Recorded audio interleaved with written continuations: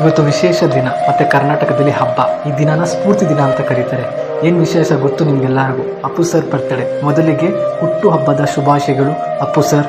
ಇಲ್ಲಿವರೆಗೂ ಅಪ್ಪು ಸರ್ ಇಲ್ಲ ಅಂತ ನಮ್ಗೆ ಅನ್ಸೋದೇ ಇಲ್ಲ.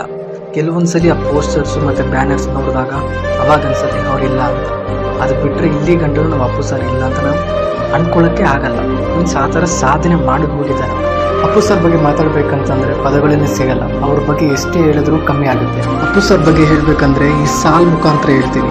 ಕೇಳಿ ಪಡೆದಿಲ್ಲ ಪದವಿ ಪ್ರಶಸ್ತಿ, ಹೇಳಿ ಮಾಡಿಲ್ಲ ದಾನ ಧರ್ಮ, ಸುಮ್ಮನೆ ಸಿಕ್ಕಿಲ್ಲ ಅಭಿಮಾನ ಪ್ರೀತಿ, ಹಣಕ್ಕಿಂತ ಗುಣದ ತೂಕ ಜಾಸ್ತಿ, ಕನ್ನಡಿಗರ ಪ್ರೀತಿಯೇ ಇವರ ಆಸ್ತಿ. ಇನ್ನೊಂದು ಸಾಲ್ಗಳು ಎಲ್ಲೋ ಓದಿದ ಜ್ಞಾಪನ. ಆ ಸಾಲ್ಗಳು ಈ ಥರ ಇದೆ: ಬರೆದಿಟ್ಟಂತೆ ಬದುಕಲು ಸಾಧ್ಯವಾಗದು, ಆದರೆ ಬರೆದಿಡುವಂತೆ ಬದುಕಲು ಸಾಧ್ಯವೆಂದು ತೋರಿಸಿಕೊಟ್ಟ ಕರ್ನಾಟಕದ ಪ್ರತಿಯೊಂದು ಮನೆ ಮನದ ಆಸ್ತಿ. ಒಳ್ಳೆತನಕ್ಕೆ ಅರ್ಥ ಅಂತಂದರೆ ಅದು ಅಪ್ಪು ಸರ್ ಮಾತ್ರ. ಸೂರ್ಯನೊಬ್ಬ ಚಂದ್ರನೊಬ್ಬ, ಅದೇ ರೀತಿ ಈ ರಾಜನು ಕೂಡ ಒಬ್ಬ.